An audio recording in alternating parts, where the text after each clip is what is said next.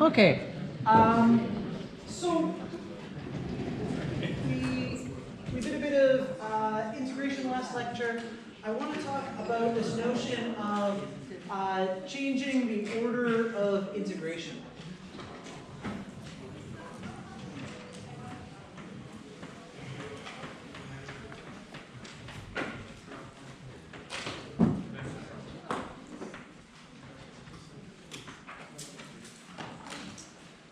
So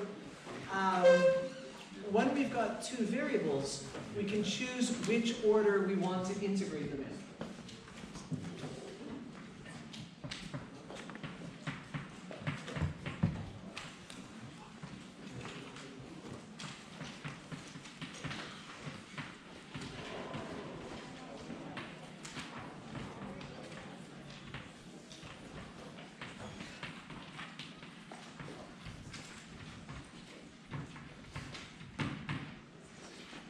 So just like we have a statement about being able to take the derivative in both orders, we have a statement about being able to integrate. So this statement is called Frobenius theorem.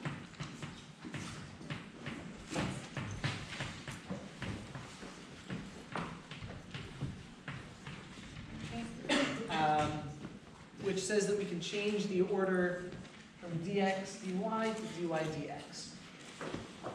Okay, so for rectangular integrals, this process is straightforward.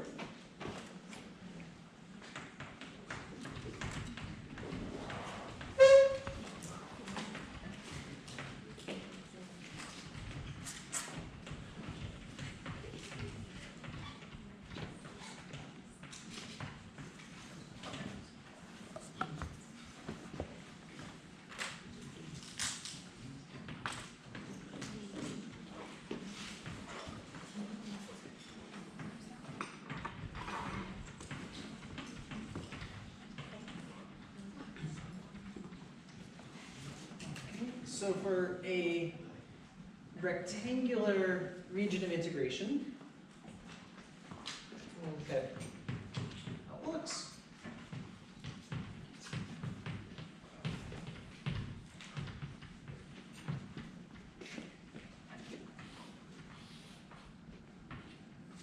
Right, so we've got that x runs from 0 to 2.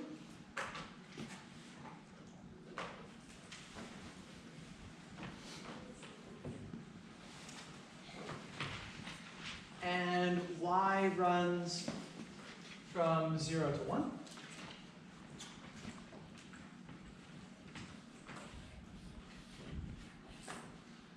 So there's our region of integration. And if we integrate in x first, we're doing this sort of thing. So to change the order, we just switch these two integral signs.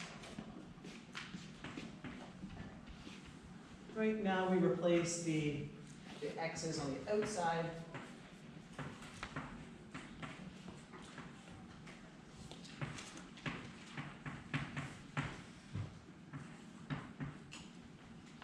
Right, and that has the effect that we care about the y direction first.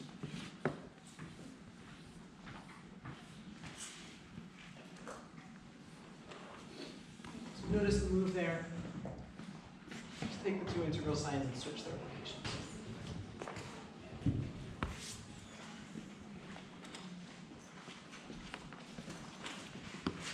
Okay, so this is the theory for rectangular integrals.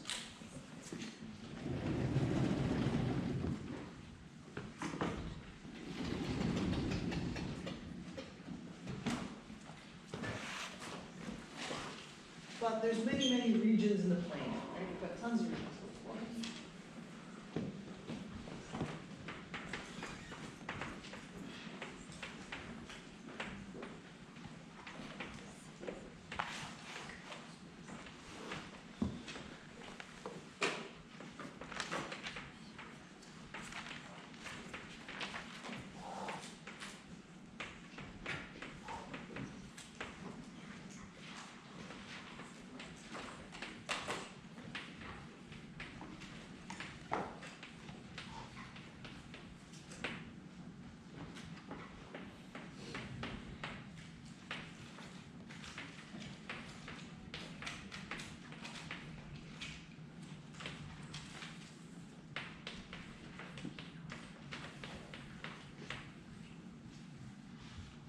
So if we've got a triangle with a given list of vertices, that doesn't come with a choice.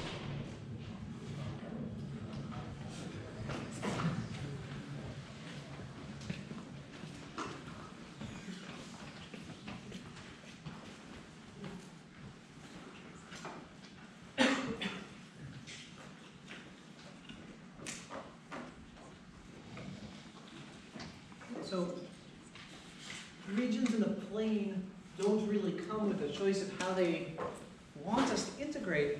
So for this triangle, both orders of integration are equally valid. So we'll sketch the thing.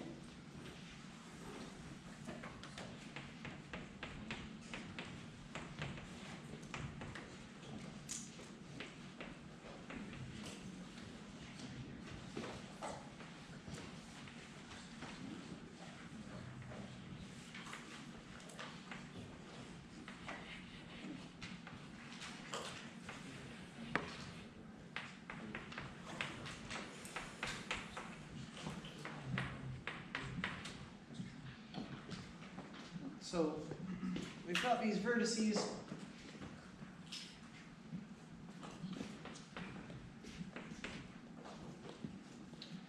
And in order to come up with bounds, we'll need to say a little bit about what these edges are doing.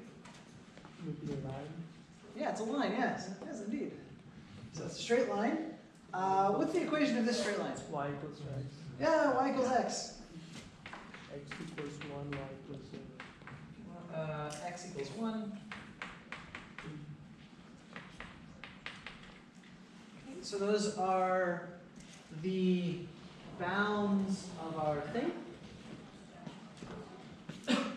Okay, and now I want to try something weird. I want to try the, oh yes, question, sir. I was just wondering, can we try making it a rectangle or square and divide by 2? Aha, very interesting. Yeah, could we make it into a square and then divide by 2? Right, so what do we think? No, Why not? because it's a volume and it could be different on other triangles. Yeah. So this represents a volume, and if our function's like really big here and really small here, the volume won't distribute equally. Does anyone know like 3 graph that? Should we graph that? Yeah, let's do it. We've got the projectors, why not?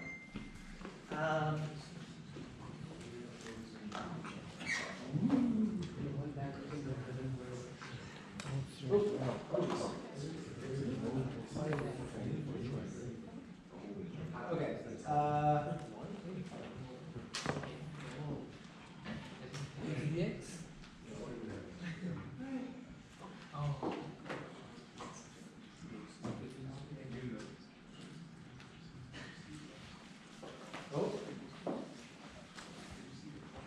Right, so we could have a rectangle, right, where if we're on one part of that triangle, the integral would be quite small. If we're over here, the integral will be quite small.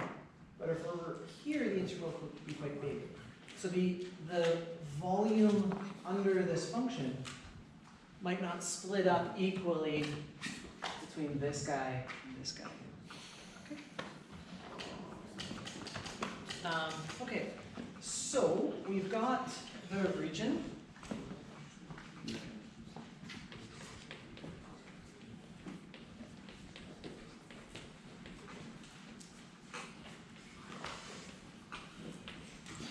Okay, now we've calculated out what the boundary parts of this thing are. Then I want to do something a little bit weird. I want to, oh yes, sure. Right, so we don't actually have a function. We're not going to get a volume here. We're just focusing on the order of bounds. Yeah, we're not going to get like 7 as our final answer. Okay, so I want to start by integrating in y first.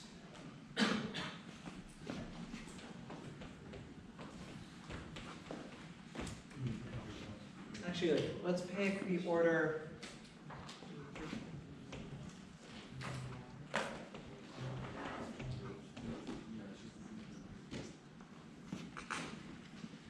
So this is sort of the stranger order.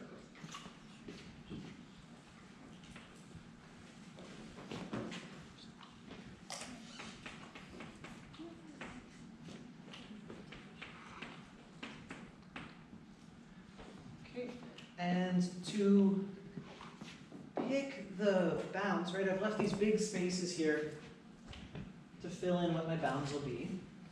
To pick them, we work from the outside inwards. So we work from the dy inwards. Okay, so looking at this, we see that our y value runs from here up to here. That's the biggest y value we get. So our y value runs from 0 all the way up to 1.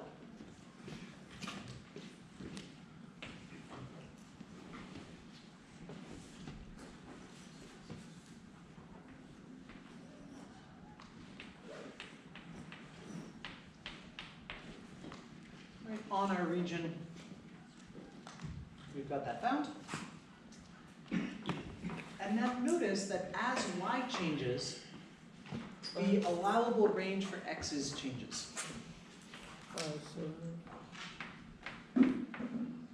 Right? Where do the x's always wind up? 1. The x's always go and then they stop at 1. See a couple of people mouth it. They stop at 1. Great, they wind up here at 1. So our x's end up at 1. Okay?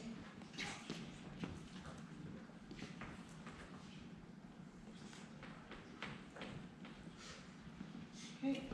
And where do the x's start off? Y. Hey, y. They start off at y.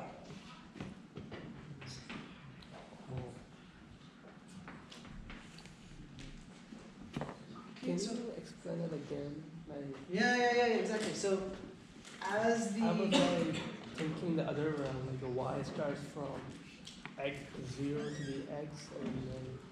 yeah, so we'll do the other order in a moment. But Okay. the question is, can we just talk about this a little bit more? This is a very fundamental example.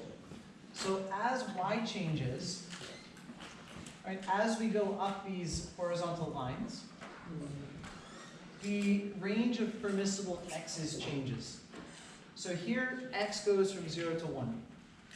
Here, maybe it goes from 1/10 to 1, 1/3 to 1, Okay. 1/2 to 1. What's controlling that lower bound? The lower bound is controlled by that y there. Right? We start off at y, and we go across. Okay. All right, so we've done that order. Now let's reverse them and see what happens. Stop the squeak. It'll start again, I'm sure, but this is good.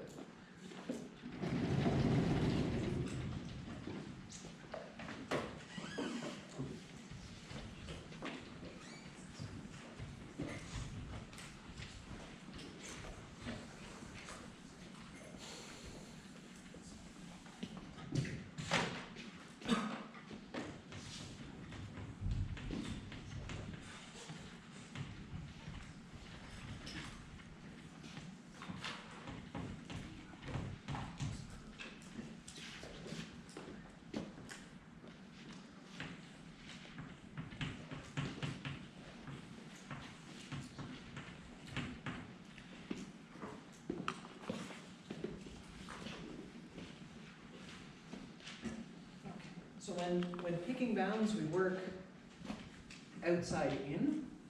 So we start off figuring out the x bounds for this thing.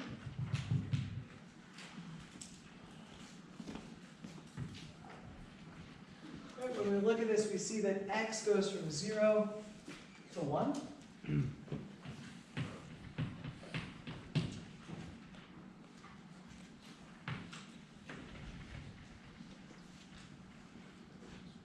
And then on the inside,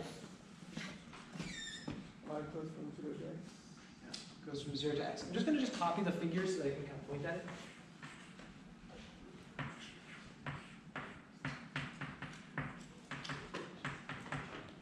right? So our y values run from 0 up to the value x, right? They all start off at 0, and they wind up only going as high as x.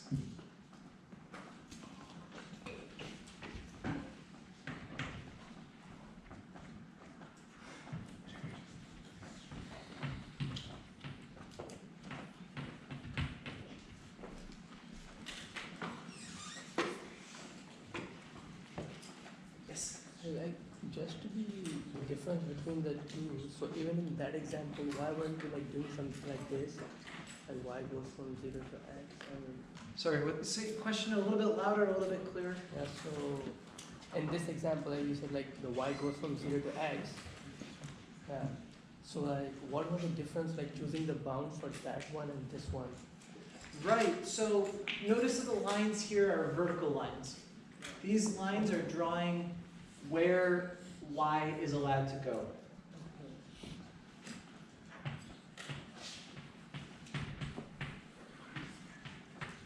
Right, y goes from 0 to x, 0 to x.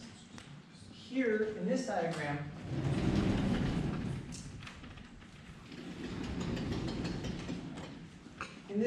our lines are horizontal.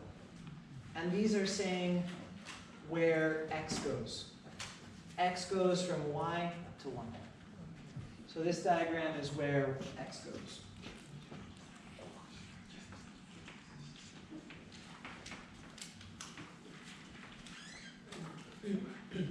So notice these two. Okay, so we have now solved the question. We have both orders of integration. Can we obtain one from the other by just switch the two integral signs? No, right? These guys